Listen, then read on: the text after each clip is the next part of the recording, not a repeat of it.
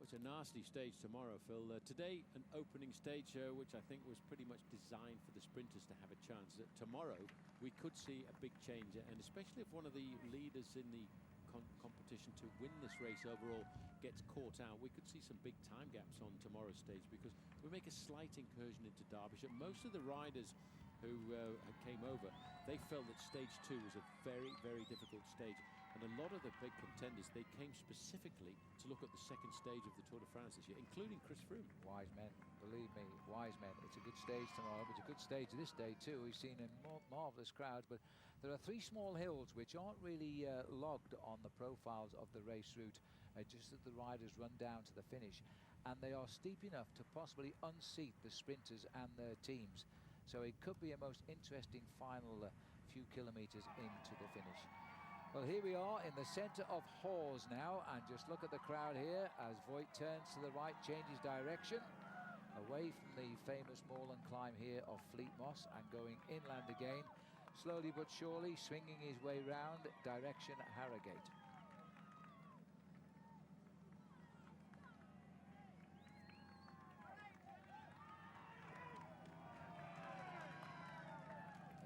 Hear that, but they're actually shouting him by his Christian name. They know this man very well indeed. And I wonder if Jens Voigt knows that the name Hawes actually comes from the Old English, which means the passage between 2 mountains. Well, the mountain on the horizon for Jens Voigt is, as they say in French, the Côte de Buttertub. Headwind, as the Union flags are showing us there, to the peloton. Jens has changed direction. He's got a crosswind at the moment, as we duck down behind the dry stone wall so nobody can see anything. That's a very good shot, that. It is. Voigt here, he really is riding on inspiration. He's got to be an inspiration to all the young riders in the Tour de France this year. You know, what is amazing, I think, in the last couple of seasons, we've seen the age of riders, 22, 23, 24 years of age, starting to peek through. That's the new generation. The Peter Sagans of the professional race, the Andrew Talanskis of the United States, 25 years of age. These are the new kids on the block. The little spotted sign you can see at the side of the road there, I was going to say might have been a sweet sign for Jens Voigt, but 4.5 kilometres to go to the summit. For 2 measly points in the King of the Mountains competition. I don't think he cares, though. No, he's going to get them, that's for sure. He goes on to the slopes of the Buttertubs with a lead of just on 5 minutes over the whole field, and a big crowd all the way to the top here.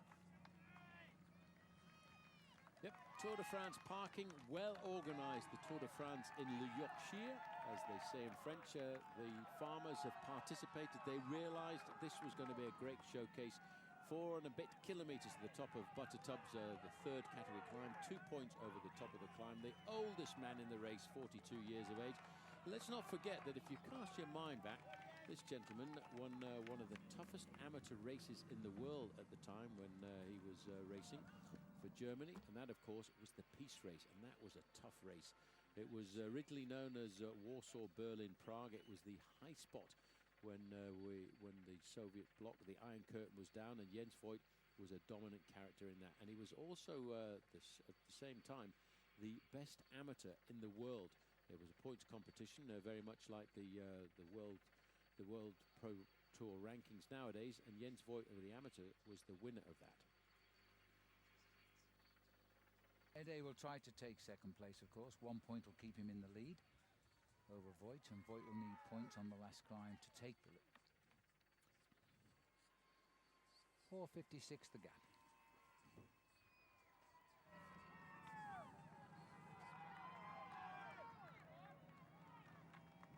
Jens Voigt on Buttertubs, a very famous climb amongst the Yorkshire cyclists here. Many of them use this climb as part of their training circuit. And many people would say, let's not forget that going back in history, Jens Voigt was a great winner of the Commonwealth Bank Cycle Classic in Australia. He raced that with Jan Ullrich, and he's always been a popular rider since he turned professional for the ZVVZ team, Australian Institute for Sport, back in 1997. He's always had a little bit of an Australian accent.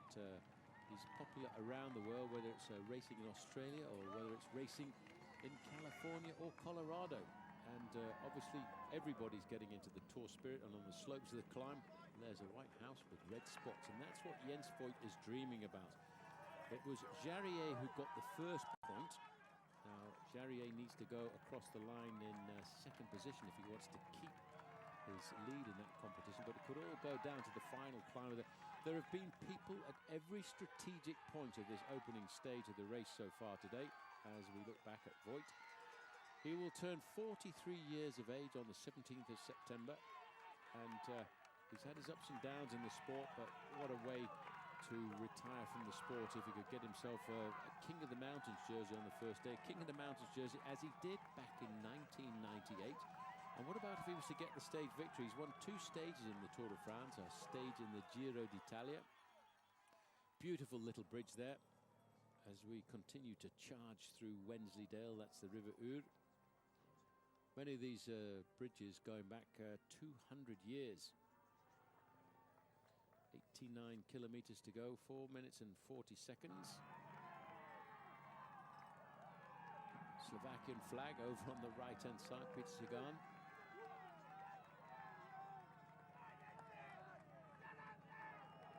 Rather bright Hawaiian shirt over to the left-hand side. Here are the two chasers.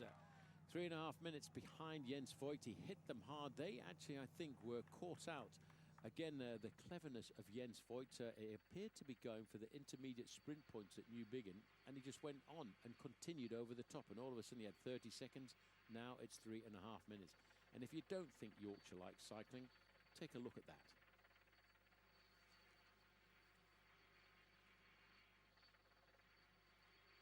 Peloton, they're still hovering on the inside of the 5-minute mark. It's going to be a massive battle here. There's the Union flag on the left-hand side with the French tricolor. And the crowd, I don't know where the cars are. Most of these people, as we start the final 2 kilometers of Buttertubs, must have parked miles away. Well, the pictures down there, Paul, of a massive, massive crowd. I mean, they've talked of this climb around Yorkshire and indeed around the whole of England for a long time since the tour route was announced. They were worried about the narrow road and whether they could cope with the people. Well, they're not doing too bad.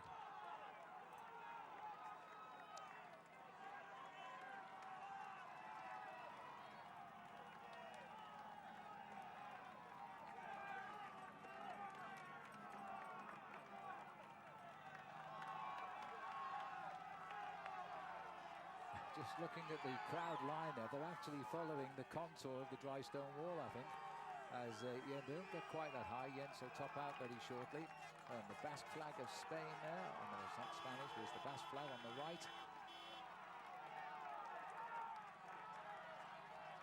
This is enormous. The Spanish flag flying alongside the Union flag on the top. Contador versus Froome. We won't know for a few days yet, perhaps. Flag of Brittany on the right. That's for the Bretagne team. It's well, all here. Phil, you know, we were expecting something special. Tour de France, when it came to London and down to Canterbury, was quite special. But Yorkshire has gone above that. Even the police cars are in yellow. Oh, dear me. Well, the ambulances are ready for anything that may happen. And what a man to open it up as well. He's got to be one of the most popular riders in the world, Jens Voigt. He speaks English with an Australian accent. He loves to race around the world, and he's the man who will always look for a breakaway. And what a way to do it in his last year as a professional cyclist in Yorkshire in front of an unbelievable crowd. The delight on the faces of these Yorkshire people here as they see the Tour de France come to their county. And Voigt just goes quicker and quicker as the top of the Buttertubs approaches. The gap is a 4:47. There's 2 points in the can for Jens here. I was just thinking, Phil, just a little. I've seen about 4 cars. The organisation have done a great job in putting parking places around the circuit. But where have these people come from? Have they walked? Have they ridden their bikes? I can't even see any bikes. Oh, there's 1 or 2. They're all hidden in the grass. Look at those. There they all are. Yeah, but there's not as many bikes as there are people A on good the point. route. Need a few tandems. Oh, being chased by a rabbit. Must be the Yorkshire Moors. No, it's the Easter Bunny. Is it an Easter Bunny? Yes, but Easter's gone. It's been I and thought gone. it had. I could be wrong. Just take a look at this. Well, I tell you what, all I know is that Christian Prudhomme, the Tour de France organizer, wishes he'd be coming back here next year as well. The race starts in Holland next year, in Utrecht. And these are the images that the organisers who are here to watch how another little slowing down because they're running out of road here with the traffic. And a bit of a jammed wheel there by the look of it, and that was Chris Horner, the second oldest man in the race by just about 35 days, fiddling with his bike on the road. Well, that was just a quick glimpse there of a kilometre to go to the summit. There we can see there's a different Union flag there. Now, it will be rather interesting because if Ede gets the 1 point here, then Jens Voigt will go into the lead because Jarier was the rider who got maximum points over the first lap. Now, look at that wind ruffling the flag there. It's obviously going to be very, very tough in the last part of this race. This is Nelson Oliveira here, Portuguese rider in his first Tour de France. Just slipping down a little bit, champion of Portugal, and being unhitched on the climb. Well, no, he wasn't actually. He was sitting back and waiting for Chris Horner because Horner is making a comeback into the sport after that very, very nasty accident. Yeah, and I think he was slowing down to try and pace Chris Horner to keep Horner in contact with the main field over the top of this climb. Horner, again, like Jens Voigt, 42 years of age. Once he gets...